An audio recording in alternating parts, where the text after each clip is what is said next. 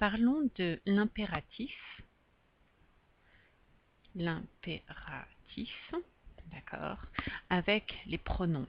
Oui, l'impératif en général c'est pour commander, donner des ordres ou des suggestions. Oui, ok, regardons. L'ordre classique des pronoms fonctionne aussi avec l'impératif négatif, c'est-à-dire quand on va dire non, ne fais pas quelque chose. L'ordre, je répète, on va avoir les objets, les pronoms objets directs ou indirects qu'on considère personnels dans le sens que c'est me, te, nous, vous dans la conversation. Ça fait référence à un interlocuteur ou le locuteur. Un objet direct qui répond à la question quoi ou à la question qui normalement. Un objet indirect qui va répondre à la question à qui avec la préposition à.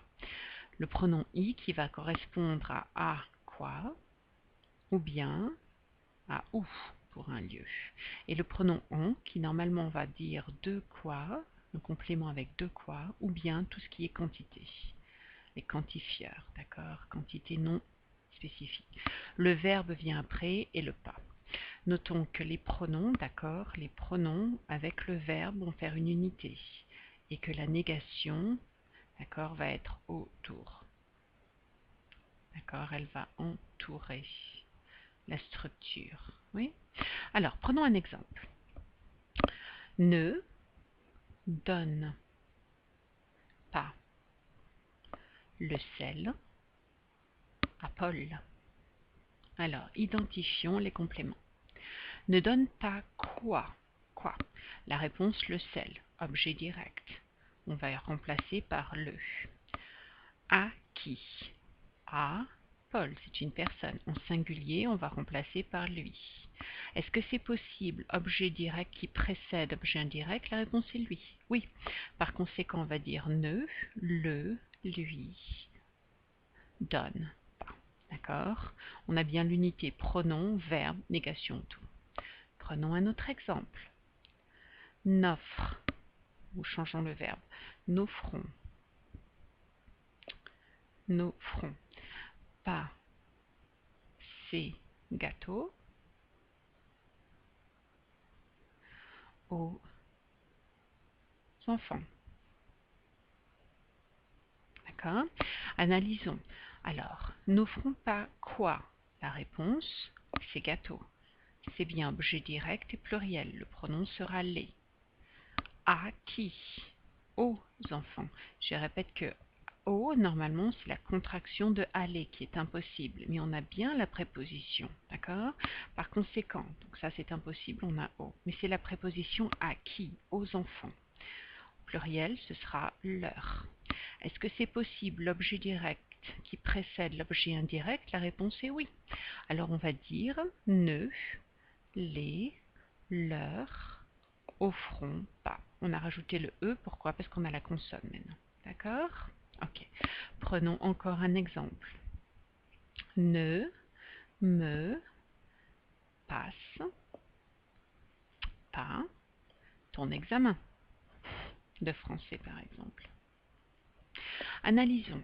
Ne me passe pas quoi? Réponse, ton examen. C'est bien un objet direct. Au singulier, on va utiliser le. Ici, je n'ai rien. Pourtant, ici, j'ai quelque chose. C'est impossible d'avoir deux objets directs. D'accord? C'est impossible. C'est impossible d'avoir deux objets indirects. D'accord? C'est impossible dans la même phrase avec un verbe, deux objets directs, non. En général, on a un objet direct et un objet indirect. Oui? On a besoin que ce soit diversifié. Alors, ne me passe pas quoi? Ce sera bien. On va effacer, pardon. Alors, on va effacer. Voilà. Ne me passe pas quoi? Ton examen. C'est bien objet direct. La question, ce sera à qui? Et la réponse, normalement, ce sera objet indirect. Et ici, on a le me. Donc, le me est bien objet indirect. D'accord? Et il est dans la catégorie. Donc, objet direct, indirect, c'est identique pour me, te, nous, vous. Et dans l'exemple, il est indirect. Alors, est-ce que c'est possible que l'objet indirect personnel de la conversation précède l'objet direct? La réponse est oui. Ne me le passe pas pour la phrase. D'accord? Prenons un dernier exemple. Ne nous donne pas, ou on va utiliser donner pour qu'on ait de la diversité. Ne nous donnez pas des chocolats. Nous sommes au régime chocolat. Alors, analysons. Ne nous donnez pas quoi? Normalement, on dirait objet direct, mais attention, on a le D qui est l'article partitif indicateur de quantité. Par conséquent, on va utiliser le en pour indiquer une quantité non définie. Alors, ne nous donnez pas quoi? Des chocolats, prenons en. La question, ça va être à qui? À qui? Et ici, ce sera bien le nous qui aura la fonction encore d'objet indirect. Et c'est une conversation, il précède. Est-ce que l'objet conversation précède et c'est normal par rapport au en? Oui, le en est en dernière position. Ne nous en donnez pas. Voilà la phrase. D'accord? Ça, c'est l'ordre classique. D'accord? Les pronoms précèdent le verbe. Les pronoms précèdent le verbe. Les pronoms précèdent le verbe. Les pronoms précèdent le verbe. Attention, attention, attention. On a un problème avec l'impératif affirmatif, c'est-à-dire quand on va dire oui. Alors transformons ces phrases, exactement les mêmes phrases. Ne le lui donne pas. Oh, et juste avant, on note que le verbe est en position numéro 1, ce qui est totalement différent de la structure négative où le verbe est en dernière position. Ensuite, on a uniquement objet direct, objet indirect et en l'âne classique, d'accord? L'âne classique, dernière position. Mais on a éliminé tout ce qui était ces pronoms me, te, nous, vous. On les a incorporés à la fin, d'accord, avec les objets indirects. Oui? Alors, prenons l'exemple. Ne le lui donne pas, ne donne pas le sel à Paul. Verbe, ce sera donne. Objet direct, donne, le, objet indirect, lui. D'accord? Notez que l'ordre dans cette phrase est classique.